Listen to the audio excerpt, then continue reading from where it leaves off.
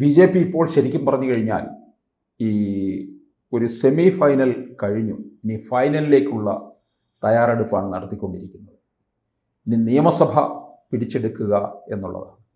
2026 അധികാരത്തിൽ വന്നില്ലെങ്കിലും ഒരു കുറഞ്ഞതൊരു 10 സീറ്റെങ്കിലും BJP നോട്ടമിടുന്നുണ്ട് എന്നാണ് ഞാൻ മനസ്സിലാക്കുന്നത്. കാരണം കഴിഞ്ഞ ലോക്സഭാ തെരഞ്ഞെടുപ്പിൽ ഒരു 9 ഇടങ്ങളിൽ 1-ാം സ്ഥാനവും 11 ഇടങ്ങളിൽ 2-ാം സ്ഥാനത്തും എത്തി. അങ്ങനെ 20 നിയമസഭാ മണ്ഡലങ്ങൾ തന്നെ പ്രധാനമായിട്ട് നോട്ടമുണ്ട്. എന്തായാലും ഒരു 10 ഇടങ്ങളെങ്കിലും ഇവർക്ക് പിടിക്കണമെന്നുള്ള പ്രയത്നമാണ് നടക്കുന്നത്. അതിനോടൊപ്പം നമുക്കറിയാം ക്രൈസ്തവരെയും ഒക്കെ തന്നെ ചേർത്ത് നിർത്തുന്നുണ്ട്. ക്രൈസ്തവ മുഖങ്ങളും BJPയുടെ അമരത്തുണ്ട്. അപ്പോൾ BJPയുടെ ഒരു വലിയ ചലനമാണ് ഇനി അങ്ങോട്ടുള്ളത് എന്നാണ് നമുക്ക് മനസ്സിലാക്കാൻ കഴിയുന്നത്. അങ്ങനെ തന്നെയാണ്, സംശയമില്ലാന്ന്. കാരണം BJP അത്രയും, എൻ്റെ അഭിപ്രായത്തിൽ 10 അല്ല കണ്ണു വയ്ക്കുന്നത്. കാരണം കേരളം മൊത്തം എടുത്ത് നോക്കിയാൽ 140 മണ്ഡലങ്ങളിൽ അതിലേറെ മണ്ഡലങ്ങൾ BJP നോട്ടം വയ്ക്കുന്നുണ്ട്. അത് ഏകദേശമൊക്കെ നടക്കുമെന്നുള്ളതാണ് നമ്മുടെ പ്രതീക്ഷ. കാരണം മുമ്പത്തെ കാലം പാർട്ടിയിലെ പ്രവർത്തകർ ഇപ്പോൾ കൂടിയിട്ടുണ്ട്. എന്ത് കാര്യത്തിനും സാറൊന്ന് ശ്രദ്ധിച്ച് നോക്കിയാൽ അറിയാം. സാറ് പലതും വീക്ഷിക്കുന്ന കൂട്ടത്തിലാണല്ലോ. എത്ര അധികം ആൾക്കാരാണ് പല പാർട്ടികളിൽ നിന്നും സാധാരണ കുടുംബങ്ങളിൽ നിന്നും BJPയിലോട്ട് അംഗത്വം എടുത്ത് ചേരുന്നതെന്ന്. കാരണം ലോകത്ത് തന്നെ ഏറ്റവും കൂടുതൽ അംഗസംഖ്യയുള്ള പാർട്ടിയാണ് BJP, അല്ല RSS എന്ന് പറഞ്ഞു. അപ്പോൾ അതിൽ തന്നെ ഇപ്പോൾ കൂടുതൽ ആൾക്കാർ ഈ വിജയം അതിന് കൂടുതൽ മാറ്റം ഉണ്ടാക്കി. അപ്പോൾ ഈ തദ്ദേശ സ്വയംഭരണ തിരഞ്ഞെടുപ്പ് കഴിഞ്ഞ അവസരത്തിലും എന്നോട് തന്നെ ഒരു 10 പേരെങ്കിലും കഴിഞ്ഞ ഒരാഴ്ചയായിട്ട് പറഞ്ഞിട്ടുണ്ട്, ഞങ്ങൾക്ക് പാർട്ടി അംഗത്വം വേണമെന്ന് പറഞ്ഞിട്ടുണ്ട്.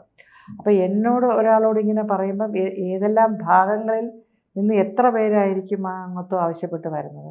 അപ്പം നമ്മുടെ പാർട്ടി അംഗത്വ സംഖ്യ വളരെ മേലെ പോവുകയാണ്. അപ്പോൾ തീർച്ചയായിട്ടും അങ്ങനെ BJP പലരും നമ്മുടെ പാർട്ടി അങ്ങനെ ഒരു വിഷൻ വെക്കുന്നെങ്കിൽ അതിൽ ഒട്ടും നമുക്ക് ഇത് പറയാൻ പറ്റില്ലല്ലോ. തീർച്ചയായിട്ടും അങ്ങനെ ഒരു വിഷൻ വേണമല്ലോ. നമ്മൾ ഇത്രയും സീറ്റ് പിടിക്കണം. അല്ല, അതിനുള്ള ശരിക്കും അതിനുള്ളൊരു അജണ്ടയിൽ തന്നെയാണ് നമ്മുടെ സംസ്ഥാന നേതൃത്വം മുന്നോട്ട് പോകുന്നത്. ഇപ്പോൾ തിരുവനന്തപുരത്ത് 4 ഇടം, അതുപോലെ തന്നെ തൃശ്ശൂരും ഇവർ പ്രധാനമായിട്ട്, കാരണം സുരേഷ് ഗോപി ജയിച്ച ഇടമാണ്. അവിടെ നിന്നും നിയമസഭയിലേക്ക് വലിയ നേട്ടം ഉണ്ടാക്കണമെന്നാണ് പാർട്ടിയുടെ കണക്കുകൂട്ടലുള്ളത്. അപ്പോൾ അവിടെ അത്രയും ശക്തനായൊരു സ്ഥാനാർത്ഥി അവർ മനസ്സിൽ കണ്ടിട്ടുണ്ടായിരിക്കണം തീർച്ചയായിട്ടും.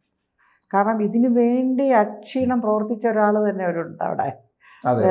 SG സാറിൻ്റെ വിജയത്തിന് വേണ്ടി ഈച്ച് ആൻഡ് എവറിത്തിങ് അതേത്തിൽ പോയി അങ്ങനെ ഒരു പ്രവർത്തനം കാഴ്ചവെച്ച ഒരാൾ തന്നെ അവിടെ ഉണ്ട്. ഞാൻ പേരൊന്നും എടുത്ത് പറയുന്നില്ല, സാറിന് അറിയായിരിക്കും. അപ്പോൾ അദ്ദേഹം തന്നെ ഉണ്ട് അവിടെ. ചിലപ്പോൾ പാർട്ടിയുടെ സ്ഥാനാർത്ഥിയായിട്ടോ അല്ലെങ്കിൽ എന്തായിട്ടോ നമുക്ക് പ്രതീക്ഷിക്കാൻ വരാം. അപ്പോൾ എനിക്ക് തോന്നുന്നു പിന്നെ പാലക്കാട് വളരെ തുച്ഛമായ വോട്ടിനല്ലേ പോയത്. പിന്നെ ശോഭാജിക്ക് ആലപ്പുഴ എത്ര കൂടെ ശ്രമിച്ചിരുന്നെങ്കിലും നമുക്ക് ആ വോട്ട് പിടിക്കാൻ പറ്റുമായിരുന്നു. അതൊക്കെ ഇനി നമ്മുടെ തൊട്ട് കയ്യാലപ്പുറത്തെന്ന് പറയുന്ന പോലെയാണ്. നമുക്ക് ഇങ്ങോട്ട് ചായച്ചെടുക്കേണ്ട കാര്യമേ ഉള്ളൂ ആ സീറ്റൊക്കെ. അപ്പം എനിക്ക് തോന്നുന്നു ഇതിനകത്ത് ഇപ്പം തദ്ദേശത്തിൽ ഇത്രയും വലിയ വിജയം നേടി നിയമസഭയിലേക്കും അതിൻ്റെ ഒരു കുതിപ്പ് ഉണ്ടാക്കണം എന്ന് തന്നെയാണ് പാർട്ടിയുടെ കണക്കുകൂട്ടലും ഒക്കെ ആയിട്ട് പോകുന്നത്. അതിന് തൊട്ടു മുമ്പ് ലോക്സഭാ തെരഞ്ഞെടുപ്പിലുമാണ് അതിൻ്റെ ഒരു പ്രവർത്തനം ആരംഭിച്ചത്. മുൻകാലങ്ങളിൽ BJPയുടെ പ്രവർത്തനം ഉണ്ടായിരുന്നു. പക്ഷേ 24 ലോക്സഭാ തെരഞ്ഞെടുപ്പ് മുതലാണ് ഇതിൻ്റെ ഒരു കുതിപ്പുണ്ടാകാൻ തുടങ്ങിയത്. പ്രത്യേകിച്ച് രാജീവ് ചന്ദ്രശേഖർ സംസ്ഥാന അധ്യക്ഷനായി വന്നു കഴിയുമ്പോൾ മുതൽ ഇതിൻ്റെ അലകും പിടിയും മുഴുവനായിട്ട് അങ്ങ് മാറുന്നു എന്ന് എനിക്ക് മനസ്സിലാക്കാൻ കഴിയുന്നുണ്ട്. ആണല്ലോ? ആണ്. സാറിന് അത് കൃത്യമായൊരു വിഷനുണ്ട്. കാരണം അത് എല്ലാം വികസനത്തിലൂടെ മാത്രമേ നമുക്ക് ഒരു രാജ്യത്തിൻ്റെ അല്ലെങ്കിൽ ഒരു സംസ്ഥാനത്തിൻ്റെ അല്ലെങ്കിൽ ഒരു നഗരത്തിൻ്റെ വികസനം സാധ്യമാക്കിയാൽ മാത്രമേ ജനങ്ങൾ കൂടെ നിൽക്കുള്ളൂ എന്നുള്ളൊരു വിഷൻ അദ്ദേഹത്തിനുണ്ട്.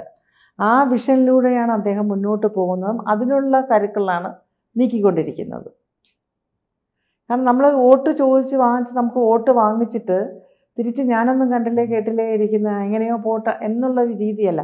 അദ്ദേഹം എന്തെങ്കിലും ആൾക്കാരുടെ ഒരു വാഗ്ദാനങ്ങൾ കൊടുത്തിട്ടുണ്ടെങ്കിൽ, എന്തെങ്കിലും ഒരു നല്ലൊരു അജണ്ട മുന്നോട്ട് വെച്ചിട്ടുണ്ടെങ്കിൽ അത് എങ്ങനെ പ്രാവർത്തികമാക്കും അല്ലെങ്കിൽ എങ്ങനെ ആക്കണം എന്ന ഒരു ദീർഘവീക്ഷണത്തോട് കൂടിയിട്ടാണ് അത് മുന്നോട്ട് വയ്ക്കുന്നത്.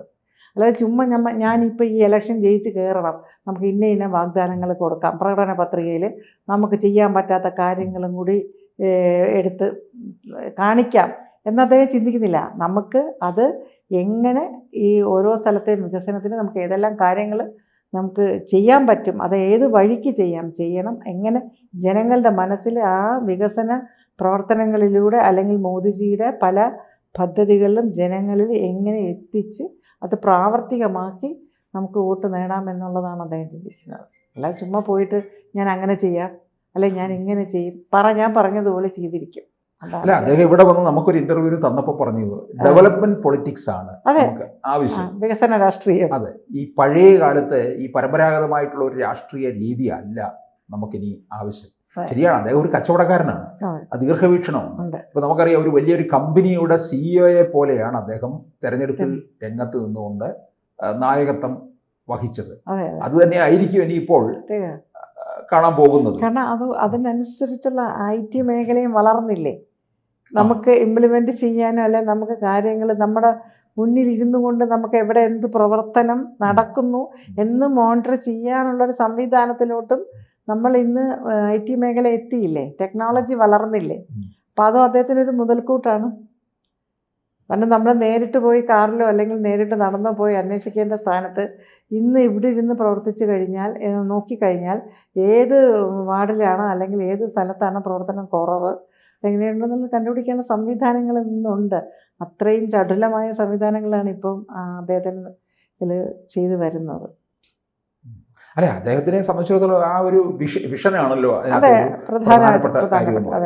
തിരുവനന്തപുരത്തിന് അങ്ങനെ ഒരാളാണ് ശരിക്കും പറഞ്ഞു ആവശ്യമെന്ന് പറയുന്നത്. കാരണം ഇപ്പോൾ തരൂര് ഇത്രയും നാളായിട്ട് ജയിച്ചു പോയിട്ടും തിരുവനന്തപുരത്തിന് വലിയ വികസനമൊന്നും ഉണ്ടായിട്ടില്ല എന്ന് തന്നെ തീർത്തു പറയാവുന്ന കാര്യമാണ്. അങ്ങനെ വരുമ്പോൾ എനിക്ക് തോന്നുന്നു ഈ കോർപ്പറേഷൻ പിടിച്ചെടുത്തിരിക്കുന്ന സാഹചര്യത്തിൽ രാജീവ് ചന്ദ്രശേഖർ തന്നെ ഒരുപക്ഷെ ഇതിൻ്റെ അകത്ത് പ്രധാനപ്പെട്ട റോള് വഹിക്കും. ആര് നിന്നോട്ടെ, പക്ഷേ പാർട്ടിയുടെ നിർദ്ദേശങ്ങൾ ഇതിനകത്ത് പ്രധാനമായിരിക്കും എന്നായി കേന്ദ്ര നേതൃത്വം അദ്ദേഹത്തിലൊരു വിശ്വാസം അർപ്പിച്ചിട്ടുണ്ട്. ആ വിശ്വാസം അർപ്പിച്ചത് കൊണ്ട് അങ്ങനെയാണ് അദ്ദേഹത്തെ കേരളത്തിൻ്റെ ചുമതലയിലേക്ക് വിട്ടത്. അപ്പോൾ ആ വിശ്വാസം പൂർത്തീകരിക്കുക അല്ലെ ആ വിശ്വാസം നടപ്പിലാക്കുക എന്നത് അദ്ദേഹത്തിൻ്റെ ഒരു കടമയും കൂടിയാണ്. അപ്പോൾ അതിന് ആ ഒരു വീക്ഷണത്തോടു കൂടി അദ്ദേഹം പ്രവർത്തിക്കുകയുള്ളൂ. കേരളം എന്നുള്ളത് നമ്മുടെ കേന്ദ്ര നേതൃത്വത്തിൻ്റെ അതൊരു ലക്ഷ്യമിട്ട് വച്ചിരുന്നു. ട്രിവാൻഡ്രം കോർപ്പറേഷൻ അത് സാധിച്ചു. അമിത്ഷാജിയും മോഡിജിയും വന്ന് പറഞ്ഞിട്ട് പോയി അല്ലേ, ഇത് ഇനി നമ്മുടെ കയ്യിലാണ്, ഇനിയും വരും, ഇനിയും തീർച്ചയായിട്ടും വരേണ്ടി വരുമെന്ന് പറഞ്ഞിട്ട് പോയി. അത് സാധ്യമായി.